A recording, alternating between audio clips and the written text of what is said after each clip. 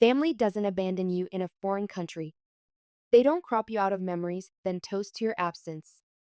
The words appeared on my screen, sharp and defiant against the white background. My finger hovered over the post button for half a second before I pressed it. There I sat, in a small Italian hotel room, 46 years old, alone in a foreign country, passport gone, money stolen, and the cruel realization settling in my chest like concrete. This wasn't a mistake. This was planned. By my sister. By my mother. By my family.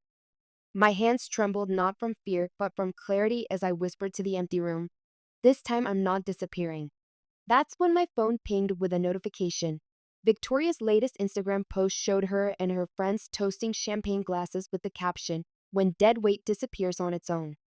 Hash good vibes. And below it, a heart emoji from our 75-year-old mother.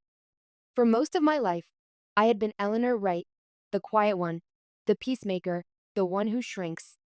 But sitting there in that Tuscan hotel room, I felt something shift inside me, the beginning of a woman I barely recognized, yet had always been. This is how I stopped being invisible. Flashback the invitation. 3 weeks earlier, I'd been sitting at my desk at the legal aid clinic in Portland, scrolling through case files of domestic abuse survivors, women who, like me, had learned to make themselves smaller to survive. The irony wasn't lost on me. My phone lit up with a text from Victoria. Italy this spring. Family reconnection. You in? A photo of sun-drenched Tuscan vineyards followed, along with a heart emoji. I stared at the message, feeling that familiar flutter of hope, the one that never seemed to learn its lesson. At 46, I should have known better. But there's something about family that keeps you coming back, like a moth to a flame that has burned you countless times before. Dad would have wanted us to try again, was the follow-up text that sealed it. Our father, Raymond, had passed away 8 months ago. His absence had left a vacuum in our already fragile family dynamic. I remembered his gentle hand on my shoulder at family gatherings, the only anchor in a storm of my mother's critical glances and Victoria's cutting remarks. Sure, I texted back. I love that. I could almost hear Victoria's voice in my head. You're too serious, Ellie. No one knows what to do with silence. A line she'd been using since we were teenagers, her way of making my thoughtfulness a character flaw. As I prepared for the trip, packing sensible shoes and practical clothes that Victoria would inevitably criticize, I thought about our childhood. Victoria, 5 years older, had always been our mother's mirror image, confident, socially adept, demanding attention. Margaret Wright, a former elementary school teacher with perfectionist tendencies, had molded Victoria in her image while regarding me with a mixture of confusion and disappointment. Eleanor lives in her head too much, she would tell relatives at family gatherings, as if my introspection was a diagnosis. Victoria, though, she knows how to work a room. I folded another neutral-colored blouse into my suitcase and wondered, not for the first time, why I was still seeking approval from people who had made it clear they had none to give. Tuscany, the unraveling. The villa in Tuscany was everything the brochure promised. Terracotta and stone, surrounded by cypress trees and vineyards rolling to the horizon. It would have been perfect if not for the undercurrent of tension that arrived with us. Victoria had brought her friends, Pamela Anderson and Catherine Miller, both affluent women in their early 50s who regarded me with the same benign curiosity one might have for an exotic but unremarkable pet. So, Eleanor still works at that. What is it again? Homeless shelter? Pamela asked Victoria over aperitifs on our first evening. Legal aid clinic, I corrected gently. For domestic abuse survivors. That's nice, Catherine responded with a smile that didn't reach her eyes. Must be so fulfilling to do something meaningful. Victoria laughed, that practiced sound that wasn't really laughter at all. Eleanor's always been the family saint. Isn't that right, sis? I smiled tightly, taking a sip of my wine instead of responding. The subtle dig was familiar territory, Victoria's way of reframing my career choices as moral superiority rather than genuine passion. The next day, we joined a small group tour of local wineries. The Tuscan landscape unfurled before us like a Renaissance painting, golden light, ancient stone, and vineyards heavy with promise. But even the beauty couldn't ease the growing knot in my stomach. In the tasting room of the second winery, the sommelier asked for our impressions of a local Sangiovese. Perfectly balanced, Victoria announced with authority.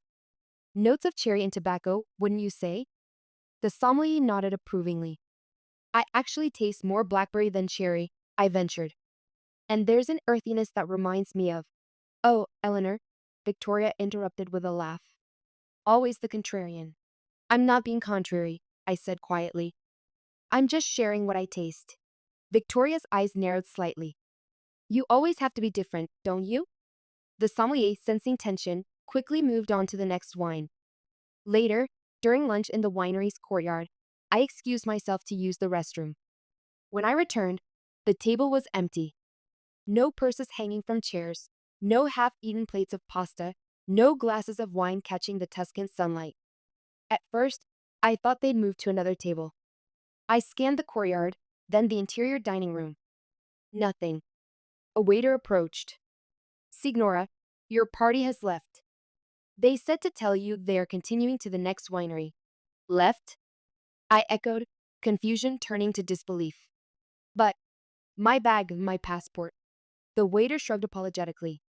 They took everything, Signora. They said you would understand. I stood there, stunned into stillness, as realization washed over me. They had left deliberately. Victoria, Pamela, Catherine, they had planned this. I reached for my phone only to remember it was in my purse, which Victoria had insisted on carrying for safety. All I had was the small coin purse in my pocket with a few euros.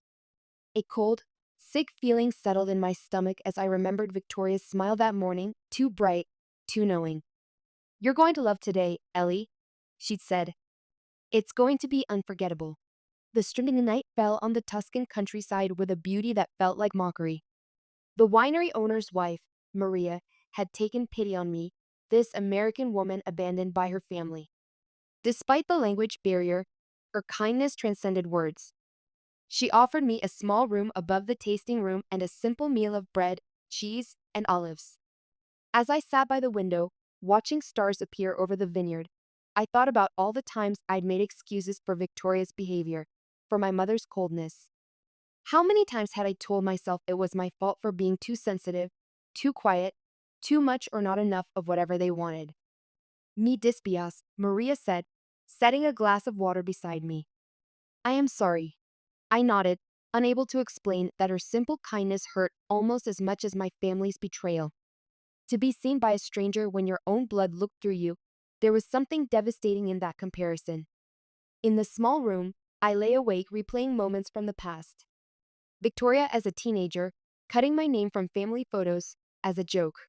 My mother forgetting to set a place for me at holiday dinners.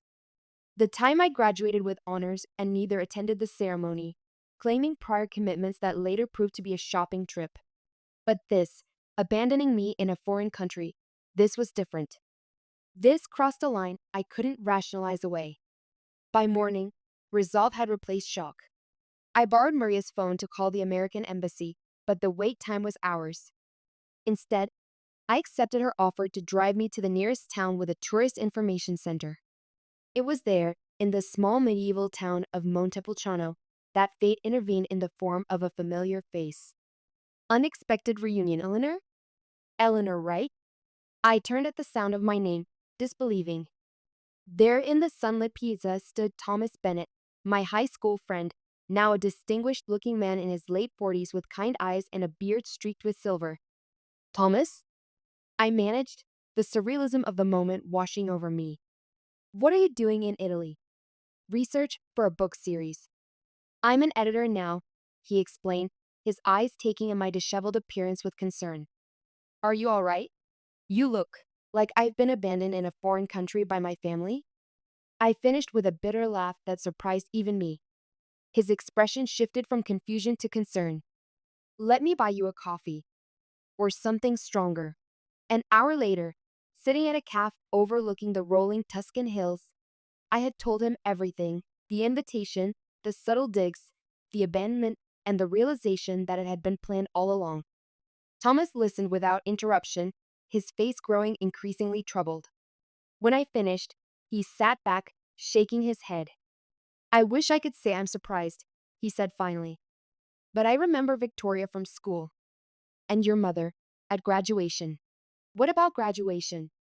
I asked, surprised. Thomas hesitated. Your valedictorian speech. Everyone was on their feet applauding, except your mother. She just sat there, arms crossed, completely stone-faced. I always wondered if you noticed. A memory surfaced, me scanning the crowd afterwards, looking for my mother's face, finding only empty seats where my family had been. I think I blocked it out, I admitted. Like so many other things. Thomas reached across the table, his hand covering mine briefly. You deserve better, Eleanor. You always did. The simple validation broke something loose inside me. Tears I had been holding back for decades threatened to spill. I have a hotel room in Florence, Thomas said gently. Let me help you get back on your feet. We can figure out next steps from there. For once, I didn't resist the offer of help. Florence, the Discovery, Thomas's hotel in Florence was elegant without being ostentatious. In the safety of a borrowed room, with a borrowed phone charger, I finally accessed my email and social media accounts. What I found made my blood run cold. Victoria's Instagram showed her and her friends at various Tuscan locations, laughing, posing with wine glasses, captioning photos with phrases like best girls trip ever. And finally, just the right company. In one photo taken at a Florence restaurant, I could see my passport peeking from Victoria's handbag. Worse was a private message from Jennifer Collins, a former colleague. Eleanor, you need to see this. Attached was a screenshot of a group chat where Victoria wrote, finally ditched the dead weight in Tuscany. Mom's thrilled. Should have done this years ago. My mother had responded with a thumbs up emoji. I sat on the edge of the bed, phone cradled in my hands, a strange calm settling over me. This wasn't new behavior. It was just the most extreme version of what they'd been doing my entire life. A notification popped up, an email from Sarah Goldman, the family lawyer who had handled my father's estate. Eleanor, I've been trying to reach you. There's something you need to know about your father's will. My heart pounded as I opened the email. Your father established a separate trust for you before his passing. Victoria was supposed to inform you months ago. When I didn't hear from you, I became concerned. Please call me at your earliest convenience. I stared at the screen, the pieces falling into place. Victoria hadn't just abandoned me in Italy for fun. She had been hiding financial information from me. My father, even in death, had tried to protect me, and Victoria had sabotaged his final act of love. With shaking hands, I dialed Sarah's number. Eleanor, she answered immediately. Thank God. I've been worried. What trust? I asked without preamble. Sarah's voice turned professional. Your father established an educational trust for you 6 months before his passing. He was concerned that your mother and sister would. Well, he wanted to ensure you had resources of your own. How much? I asked, barely breathing. The initial amount was $250,000. It's grown since then. The room seemed to tilt. Victoria knew. She was present when your father signed the documents. She was supposed to give you the paperwork after the mandatory waiting period. When she told me you weren't interested, I had doubts, but legally. I never received anything, I said, my voice hollow. I suspected as much, Sarah replied grimly. There's more. Someone attempted to access the trust using documents with your signature. The bank flagged it as suspicious. Forgery, I braved. Almost certainly. I have the forensic report if you need it. A memory flashed, Victoria asking me to sign a routine insurance document when I'd visited after Dad's funeral. I'd been too grief-stricken to read it carefully. There's one more thing, Sarah continued. Your father left you a recorded message. Victoria was supposed to give you the access information. Minute later, I was listening to my father's voice for the first time since his death. Weak from illness but determined, he spoke directly to me. Eleanor, my quiet warrior.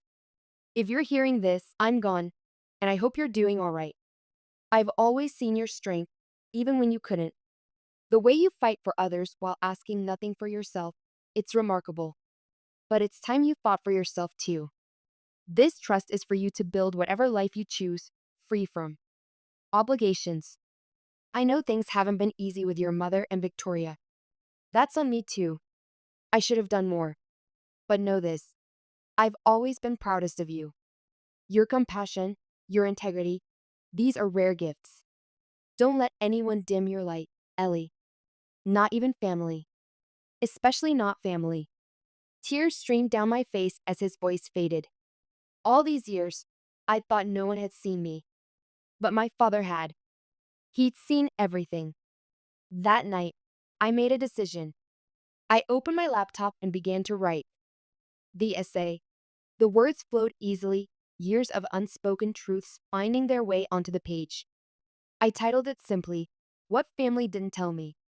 I wrote about growing up invisible, about a childhood spent seeking approval that never came.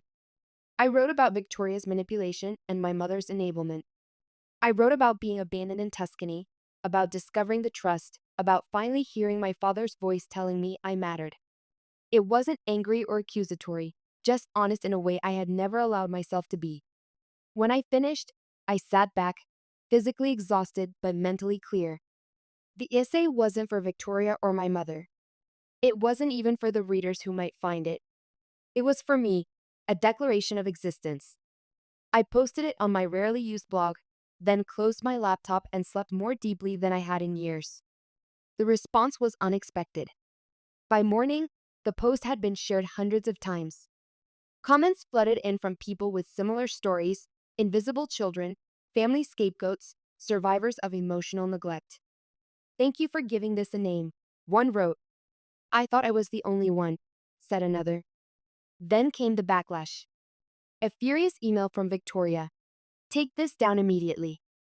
You're embarrassing the family with your pathetic victim narrative. A voicemail from my mother. Eleanor, I don't know what game you're playing, but this behavior is unacceptable. We invited you on a lovely trip, and this is how you repay us? By airing family matters publicly? Call me when you're ready to apologize. They still didn't get it. They never would. More surprisingly came an email from Sophia Martinez, a former friend of Victoria's I barely remembered.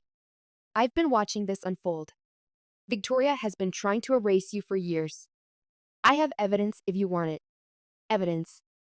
The word hung in my mind like a promise. The confrontation 2 days later, armed with Sarah's legal documents, my father's recorded message, and a file of evidence from Sophia, social media posts, text messages, and altered photographs spanning years. I agreed to meet Victoria at a cafe in Florence. She arrived like she was attending a board meeting, designer suit, perfect makeup, sunglasses hiding her eyes even indoors. The cafe was busy enough for privacy through noise, but quiet enough that we wouldn't need to shout. This little publicity stunt needs to end, she said without preamble, sliding into the chair across from me. You're making the family look dysfunctional. The family is dysfunctional, I replied calmly. Victoria's lips thinned. Always the victim, aren't you, Eleanor? Poor little sister, never getting enough attention. It's exhausting. I studied her, this woman who shared my blood but seemed incapable of basic empathy. Had she always been this way, or had our mother's favoritism twisted her?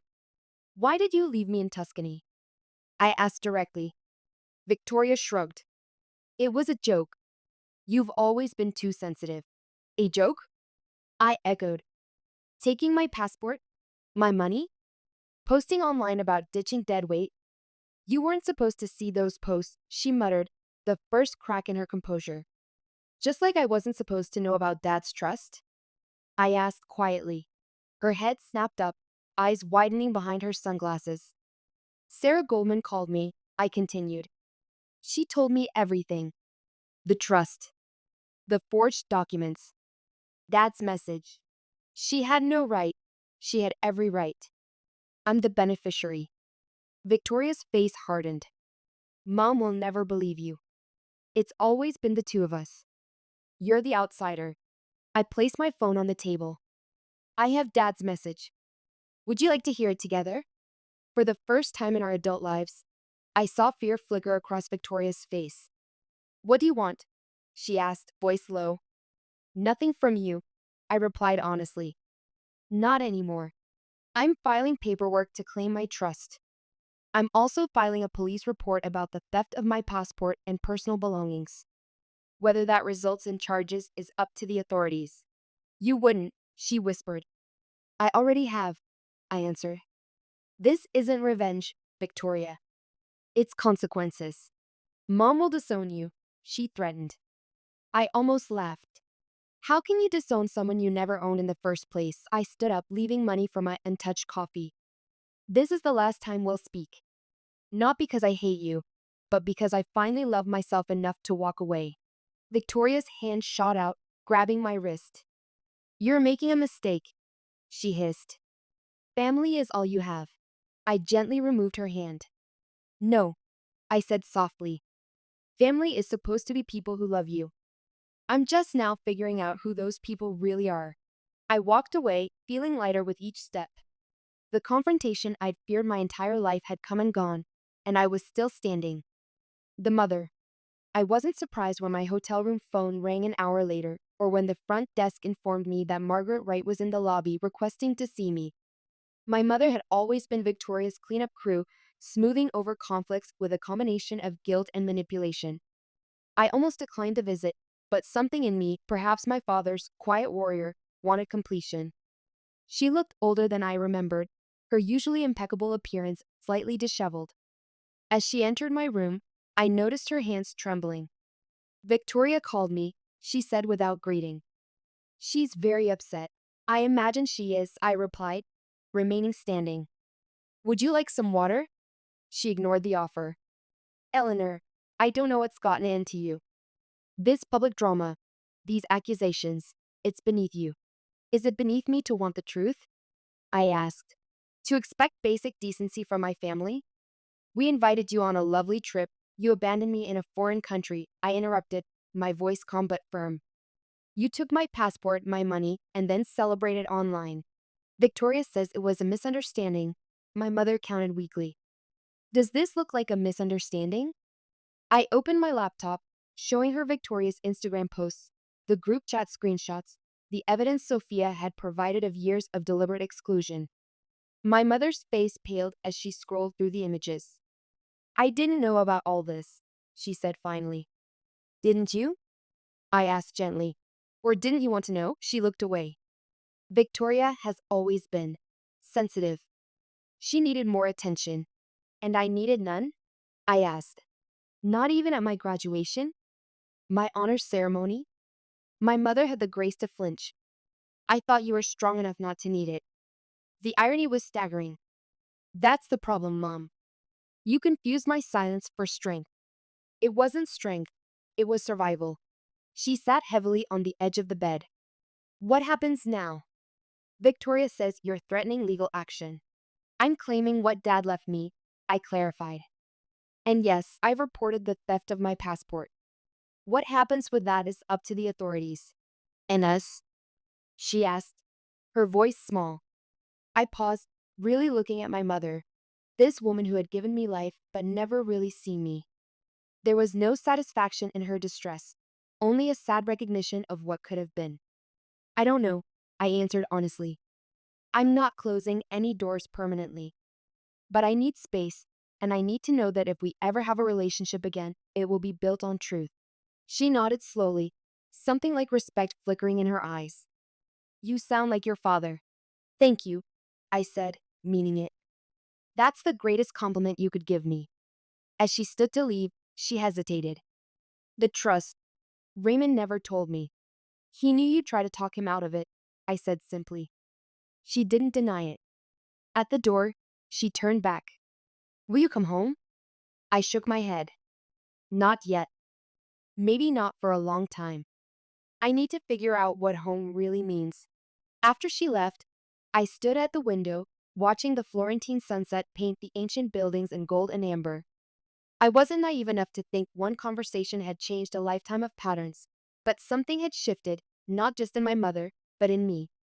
Epilogue is 6 months later. The small apartment in Montepulciano catches the morning light perfectly. From my writing desk, I can see the piazza coming to life, shopkeepers opening shutters, elderly men gathering for their morning coffee, tourists consulting maps with excitement. 6 months ago, I decided to stay in Italy, not running from my past, but walking deliberately into a future of my own making. Thomas connected me with a small publishing house interested in my essay, which has now expanded into a memoir titled The Invisible Daughter. The advance from the book, combined with my father's trust, has given me freedom I never imagined possible. I've taken a sabbatical from the legal aid clinic, though I still consult remotely on cases that need my expertise. Thomas visits when his work brings him to Italy. Our friendship has deepened into something neither of us is rushing to define. There's healing in being seen for exactly who you are, especially when you've spent a lifetime being overlooked. Victoria hasn't contacted me since Florence. My mother sends carefully worded emails every few weeks, superficial at first, gradually becoming more reflective. I answer when I feel strong enough. This morning, I received a package from Sarah Goldman, a small box my father had left with her, to be delivered to me when the time was right. Inside was a simple journal filled with his handwriting, observations about me from childhood through adulthood. Eleanor, age 7, stood up to a playground bully today. Not with fists, but with words. That quiet strength will serve her well. Eleanor's college application essay moved me to tears. She sees the world with such compassion. Margaret says she's too sensitive for her own good. I think the world needs more sensitivity, not less. Eleanor graduates with honors next week, working full-time while completing her degree. No complaints, just determination. Victoria says I favor Eleanor. Perhaps I do see myself more in her, though I've tried to love them equally. The final entry, dated just weeks before his death. Eleanor visited today. She thinks I don't notice how she checks the medication schedule, how she brings food she knows I can keep down. Victoria talks about her charity work. Eleanor simply does the work without needing recognition. I worry about what will happen when I'm gone. Margaret has always seen Victoria's needs as more urgent and Eleanor as self-sufficient. But nobody is self-sufficient. We all need to be seen. I close the journal, tears streaming down my face. Through all those years of feeling invisible, one person had seen me clearly. My phone buzzes with a text from Thomas. Lunch at Mario's? They have that pasta you love. I smile and type back. See you at 1. Outside, the Italian sun bathes the ancient stones in warmth. I've begun learning Italian, making friends in the small community, finding my place in a world where I'm neither invisible nor defined by family expectations. Sometimes family is who you're born to. Sometimes it's who you find along the way. And sometimes, the most important family member to reconcile with is yourself. As I prepare to leave for lunch, I catch my reflection in the mirror, a woman in her late 40s with clear eyes and an easy smile, no longer shrinking, no longer apologizing for the space she occupies in the world. My father called me his quiet warrior. It took losing everything to discover he was right.